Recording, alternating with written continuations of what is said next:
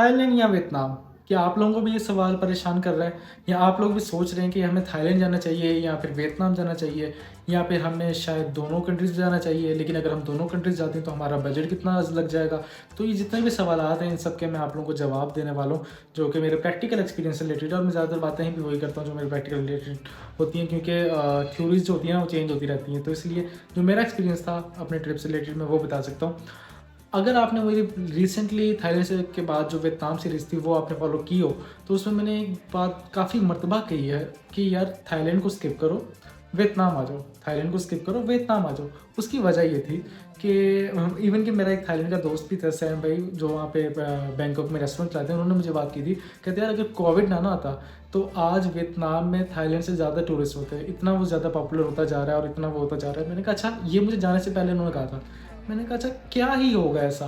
लेकिन जब मैं वहाँ पे गया वियतनाम में और जब मैंने वहाँ की विज़िट किया, वहाँ की नेचुरल ब्यूटी देखी, वहाँ के लोग देखे, वहाँ का एनवायरनमेंट देखा, तो मैंने वाक़ई कहा और मैंने बहुत बहुत मतलब अपने ब्लॉग में भी कहा कि आप लोग थाईलैंड स्किप करो, वियतनाम आ जाओ। तो उसका सबसे अच्छा हल यही है कि अगर आपके ज़हन है कि आप लोगों ने थाईलैंड विज़िट करना है लेकिन वियतनाम के ऊपर भी दिल कर रहा है, तो मैं आप लोगों को एक ये भी बात बता सकता हूँ कि आप दोनों भी विज़िट कर सकते हो, जैसे कि मैंने किया। और कुछ ज़्यादा एक्सपेंसिव भी नहीं पड़ेगा। पहले आपने एक माइंडसेट रखना है कि आपने ज़्यादा टाइम कहाँ स्पेंड करना है। अब मिसाल के तौर पे आपको थाईलैंड का बताता हूँ। थाईलैंड में आप 3 मेन सिटीज़ हैं जहाँ पे जाते हो।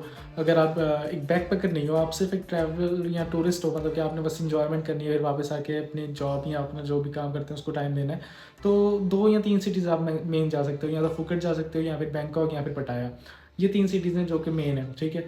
तो अब जो थाईलैंड है वो तकरीबन इन्हीं 3 सिटीज़ के ऊपर मुश्तमिल है और ज़्यादा टूरिस्ट भी इधर हैं और ज़्यादा जो सो कॉल्ड देखने की जगह है या जिसकी वजह से थाईलैंड थोड़ा-सा मशहूर है, मैं ज़्यादा डिटेल में नहीं जाने वाला।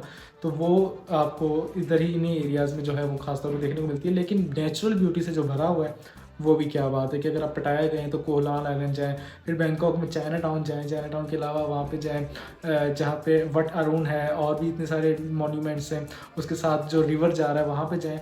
तो वो एक बहुत एक रिच कल्चर जो है वो थाईलैंड में भी आपको देखने को मिल सकता है। तो अब कहने की बात ये है कि थाईलैंड जो है ना बड़ा रश वाला एरिया होता है। तकरीबन मेरा ख़्याल है पूरी दुनिया में सबसे ज़्यादा टूरिस्ट जो हैं 2024 में थाईलैंड में आए थे।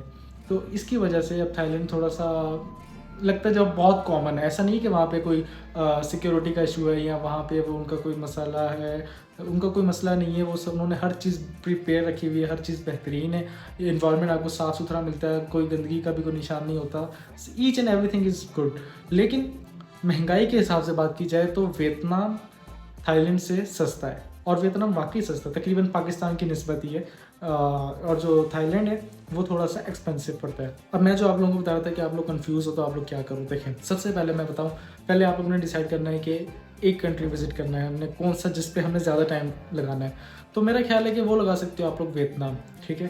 अब आप लोगों ने सोचा हुआ है कि हमने वियतनाम ही विज़िट करना है। वियतनाम का वीज़ा भी ज़्यादा महँगा नहीं है। आई थिंक 8 से 10 हज़ार रुपये में आपको पर हेड जो है एक बंदे का वीज़ा मिल जाता है। और दूसरा ये कि फिर थाईलैंड का भी वीज़ा तकरीबन 12 या 13 हज़ार रुपये का थाईलैंड का वीज़ा है, वो भी आपको मिल जाता है। तो आप ये दोनों वीज़े एक साथ लगवा लें, ठीक है? अब थाईलैंड का एक्स्ट्रा खर्चा क्या है? आप जा रहे हैं वियतनाम, अब आप देखेंगे एक्स्ट्रा खर्चा क्या आ रहा है। एक्स्ट्रा खर्चा थाईलैंड का आ रहा है, वो आ रहा है ऑलमोस्ट वीज़ा का 13-14 हज़ार रुपये, ठीक है? अब उसमें क्या होगा कि जब आपने वीज़ा लगवा लिया, अब आपके पास 3-4 ऑप्शन होते हैं बुकिंग करवाने के। हमारे यहाँ तो ख़ास तौर पे वियतनाम की कोई डायरेक्ट फ़्लाइट है ही नहीं, तो 2-3 ऑप्शंस हैं, या तो मलेशियन एयरलाइंस होती है या फिर अपनी एमिरेट्स कतर वगैरह होती है या तुर्किश होती है या फिर शायद और श्रीलंका की भी है। लेकिन बेहतर ये है कि आपने करवानी है थाई एयरवेज़ पे। थाई एयरवेज़ पे करवाएँगे तो उसने तो पहले जाना ही बैंकॉक है, बैंकॉक या फुकेट पटाया जहाँ भी जाए, लेकिन वो पाकिस्तान से डायरेक्ट फ़्लाइट्स उनकी चलती हैं थाईलैंड की। तो आपकी जो है बुकिंग होगी थाई एयरवेज़ पे। आपने बुकिंग ऐसे करवानी है कि आपने पाकिस्तान से थाईलैंड की बुकिंग करवानी है और वियतनाम से पाकिस्तान की बुकिंग करवानी है। आपने थाईलैंड से वियतनाम की बुकिंग नहीं करवानी। ये बात ज़रा नोट कीजिएगा। उसकी क्या वजह है, उसकी वजह मैं आगे आपको चल के बताता हूँ। आप लोगों ने बुकिंग करवानी है पाकिस्तान से थाईलैंड। आप लोग थाईलैंड पहुँच गए, बैंकॉक पहुँच गए। अब वहाँ पे आप लोग स्टे कर सकते हैं। स्टे में आपको बताऊँ कि आप लोगों को होटल्स लेने की कोई ज़रूरत नहीं है। आप लोग हॉस्टल्स में रह सकते हैं। हॉस्टल एक से एक बढ़ के, अगर आप लोगों ने मेरी सीरीज़ देखी है तो आप लोगों को आइडिया होगा कि कितने लग्जरी हॉस्टल्स होते हैं। बाकायदा बैकपैकर्स हॉस्टल होते हैं जहाँ पे मैं तो कहता हूँ कि होटल्स पे मुझे वैसे ही रहना अच्छा नहीं लगता। वो क्या एक बंद कमरे में अकेला बंदा बैठा रहे। तो हॉस्टल्स होते हैं, वहाँ पे आपके मुख्तलिफ दोस्त बनते हैं। मेरे इतने सारे फ्रेंड्स बने हॉस्टल में रह के, तो वो बड़ा अच्छा होता है। वहाँ पे आपको प्लेइंग एरिया भी मिलता है, वहाँ पे आपको बातें भी करते हैं, वहाँ पे आपके कई में तो स्विमिंग पूल भी होता है, फिर ऊपर से कुछ में ब्रेकफास्ट भी आपको फ्री मिलता है। इस तरह की एक्टिविटीज़ भी होती रहती हैं, कहीं पे गेमिंग जोन होते हैं। तो ये जो है ना, ये आपके लिए एक्सपेंसिव भी उतना नहीं पड़ेगा, क्योंकि थाईलैंड मैंने आपको बताया कि वियतनाम से थोड़ा सा ज़्यादा एक्सपेंसिव है। लेकिन अब मैंने आप लोगों को ट्रिक बता दी कि रहने सहने के हिसाब से आप लोग हॉस्टल्स कर सकते हो, जो कि मैं यूज़ करता हूँ। booking.com और agoda.com से भी हो जाते हैं। आजकल जितनी जो वेरीफाइड ऐप्स हैं उनसे अच्छे हॉस्टल्स आपको मिल जाते हैं। तो अगर आप पहले ही बुक कर लेंगे तो आपको अवेलेबिलिटी भी मिल जाएगी और सस्ते भी मिल जाएंगे। तो आप लोगों का रहने सहने का भी हो गया।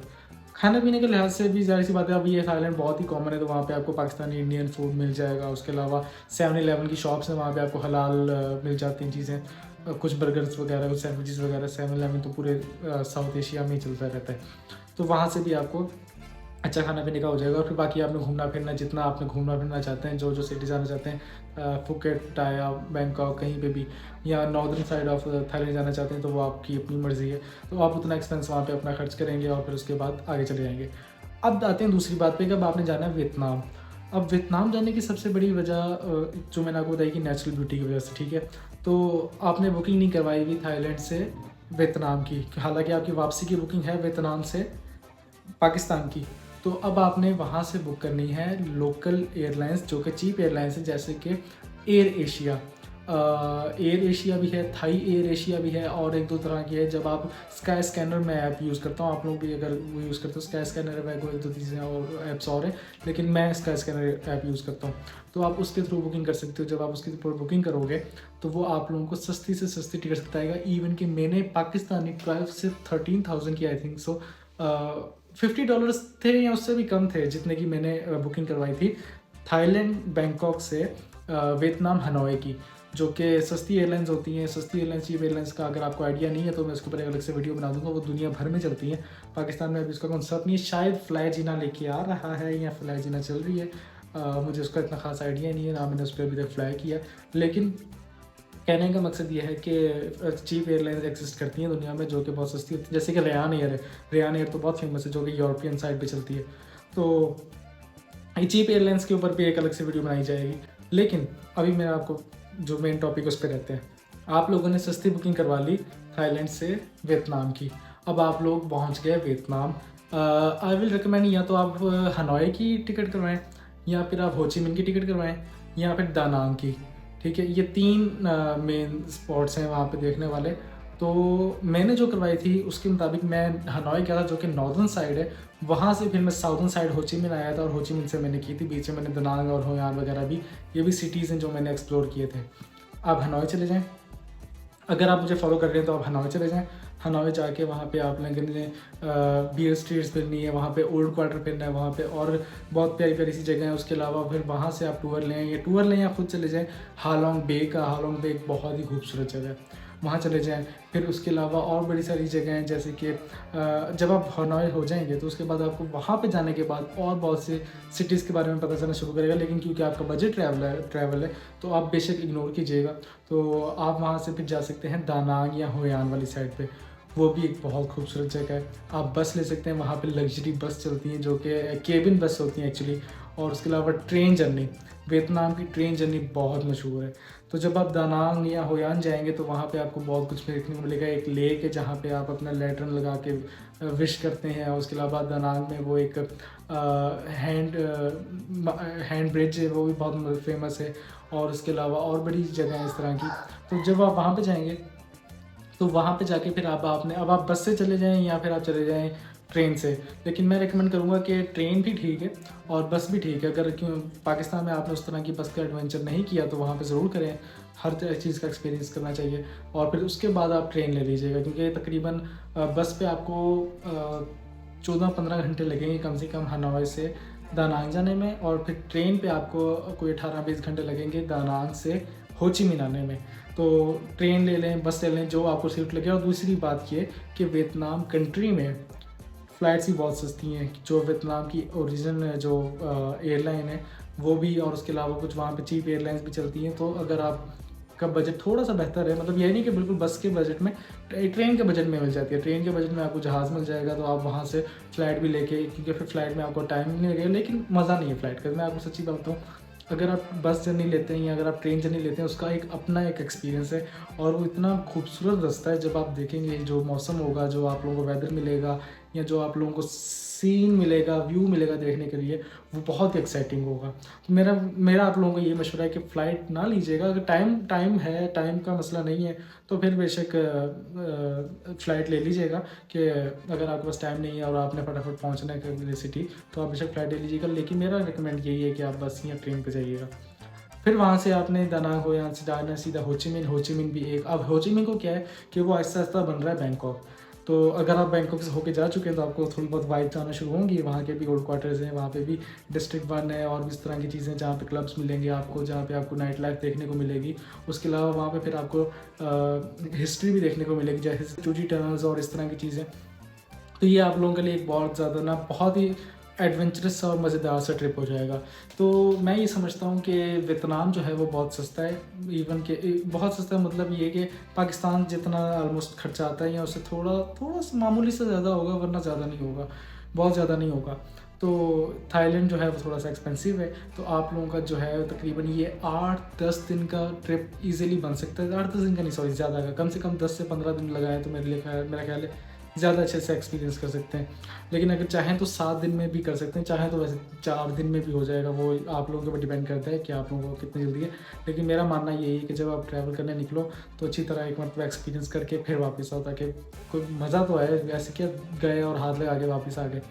तो इस तरह से आप ये जो है दोनों विज़िट कर सकते हो। क्योंकि मैंने आप लोगों को जो बताया कि मैं किस वजह से कहता था कि वियतनाम, थाईलैंड को छोड़ें, वियतनाम आ जाएँ, उसकी वजह यही थी कि वियतनाम जो है वो थाईलैंड को बीट कर रहा है अपनी नेचुरल ब्यूटी में, और वहाँ के लोग और हर चीज़ जो है ना, वो आहिस्ता-आहिस्ता बहुत ज़्यादा डेवलप होती जा रही है, और लोग भी वहाँ के बहुत अच्छे हैं, हर चीज़ बहुत अच्छी है। लेकिन अगर आपके पास बजट थोड़ा-सा बेहतर है, मतलब आप मैनेज कर सकते हैं, तो आप दोनों कंट्रीज़ एक साथ विज़िट कर सकते हैं, जो कि बहुत अच्छे हैं। इमिग्रेशन पे भी कोई प्रॉब्लम नहीं होती है। पाकिस्तानीज़ को काफ़ी रिस्पेक्ट दी जाती है, तो अच्छा फ़ील होता है। तो ये थी मेरी एक छोटी-सी गाइड आप लोगों के लिए, कि अगर आप लोगों को वियतनाम पसंद है, या आप लोगों को थाईलैंड पसंद है, और आप लोग थोड़े से कन्फ्यूज़ हो रहे हैं, और आप लोगों को बजट का आइडिया चाहिए, और भी कोई सवाल हो तो मुझसे पूछ सकते हैं। तो अभी मैं निकलता हूँ, फिर आपसे मिलके खुशी हुई।